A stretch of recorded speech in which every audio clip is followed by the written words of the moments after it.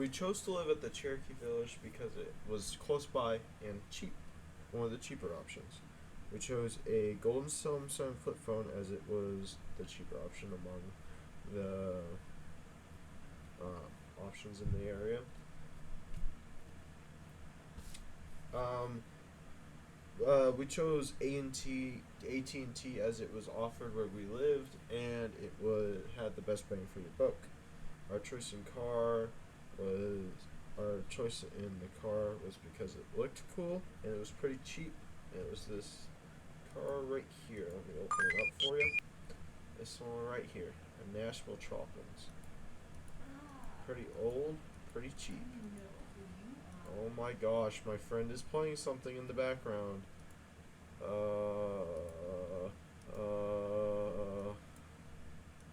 Okay, anyways. On to the next question. Our trash is handled in public as a public trash, so dumped publicly. We didn't choose any streaming services as none of us really used them. I guess Spotify would be one if we had enough money, but we were cutting it pretty close at the end here, as you can see. And we would have $13.82 left over every month, so we decided just to save it. What's the importance of creating a budget? It helps you track. It helps you track your money and see where it's going. It helps you save for things. What is the importance of a rainy day fund for unexpected expenses? It is a just in case fund in case you need car repairs, emergencies helps, hospital visits, and among other things. Explain how changes in economic conditions or labor markets cause a change in a person's income or employment status.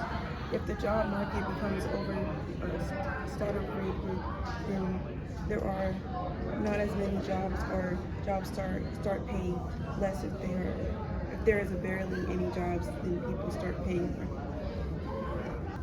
Alright. What is the cost of a 2-bedroom apartment in Kansas City? It's about $1,800 to $2,000. Alrighty.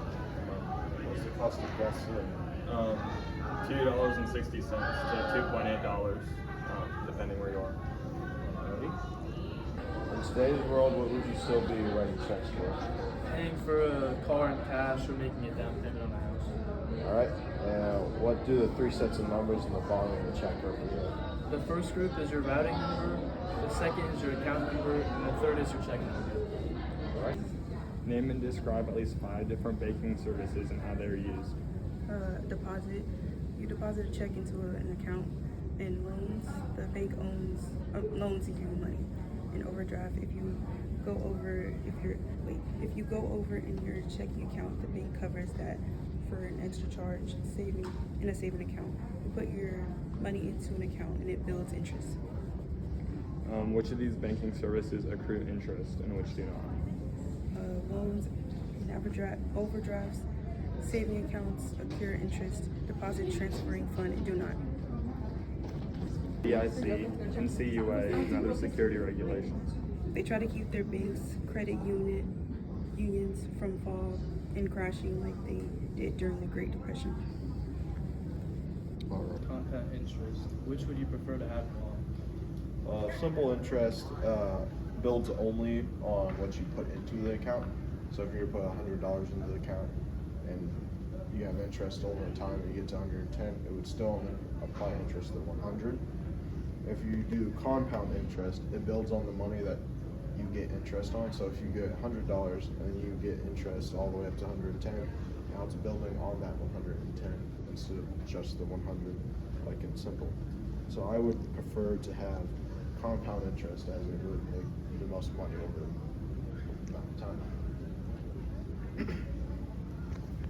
Rule 72. What is it and why is it important to know? The Rule of 72 is a principle used in business to basically have a theoretical number of how long it takes for your money to double an interest count based on how much interest is being charged.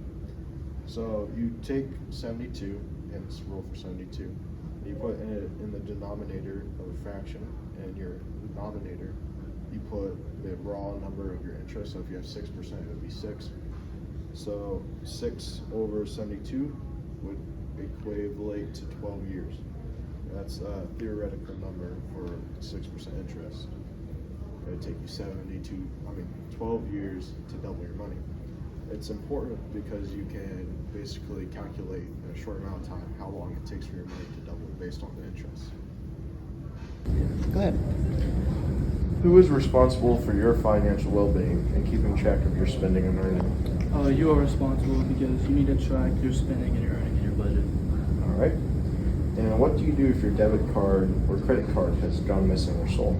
Contact your bank and ask them to turn off your card and cancel the card. All right. That's it. Describe the differences between a bank and a credit union. Alrighty. So the difference between a bank is a for-profit entity, so they're trying to make a profit off of you. And a credit union is a non-profit entity where it's trying to just like help you basically. What are 3 benefits to a bank over a credit union? A bank will usually have a wider range of loans for you to take out. They also have mobile apps that in multiple locations around the globe, making it convenient for you to get in contact with them or draw money out of ATMs. It's also easier to become a bank member instead of credit union, as it usually takes less requirements for you to do so. What are 3 benefits to a credit union over a bank? A credit union will usually have higher interest on saving accounts, market value, certificate, all that jazz for investments accounts, And they're not for profit, so they're not trying to make a buck off of you. So usually they invest the money that they earn back into the people. Credit union also offers lower fees and interest on loans. What do you do if someone has access to your online accounts? You'll want to contact your bank and then change your password to that account.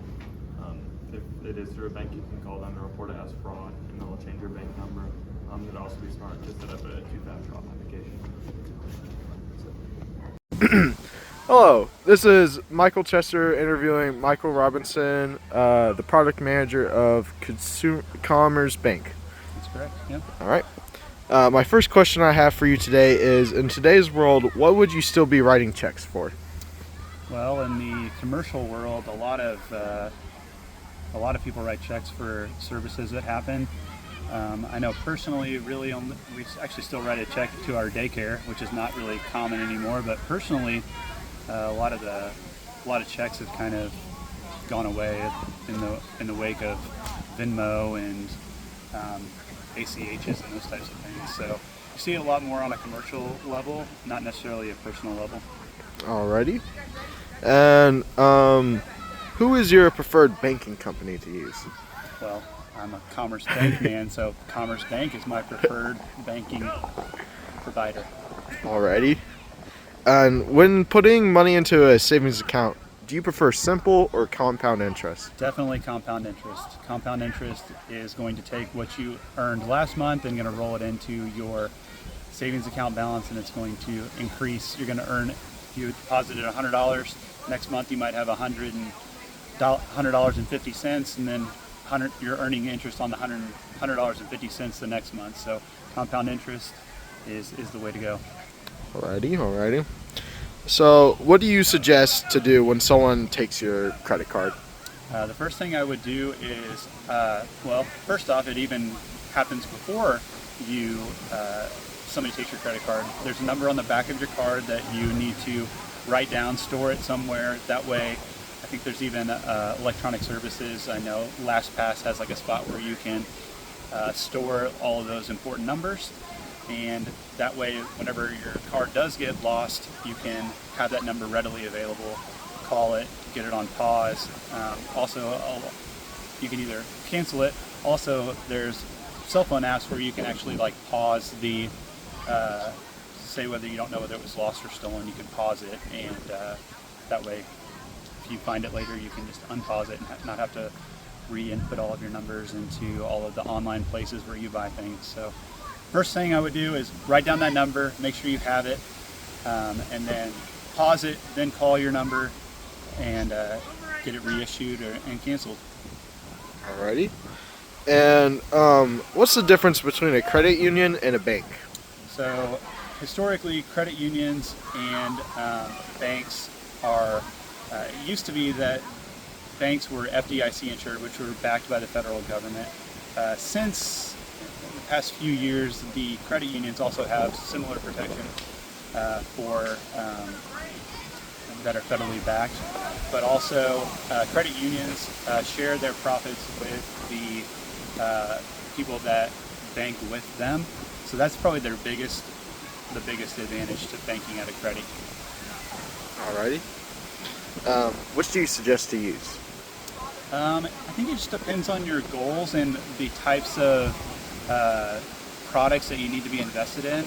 I don't necessarily think that it matters between a bank or a credit union, but which institution is going to offer you the best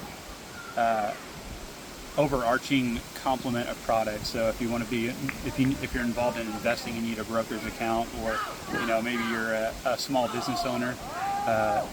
Picking an institution that allows you to mix and match the products that you need for your specific situation. Alrighty. Thank you for your time. You're welcome, sir.